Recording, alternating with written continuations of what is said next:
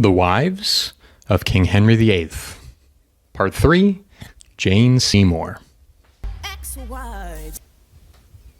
Seymour butts. So stupid. Thank you for joining me on another episode of Connerly's Chronicles. Today, we discuss King Henry VIII's third wife, Jane Seymour. If you haven't seen part 2, go ahead and check it out. As a former history teacher, I love context, so let's talk about some.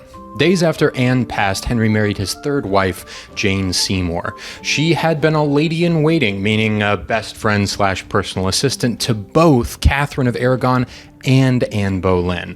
Somebody keep this man away from his wife's ladies. Anne Boleyn and Jane Seymour's mothers were first cousins and were raised together for a time, so they knew each other quite well. When Henry and Jane began getting closer, when Anne couldn't produce a male heir to the Tudor throne, Anne wasn't having it. Apparently Henry and Anne even came to blows with each other over it, meaning they literally fought with each other over Jane cutting in.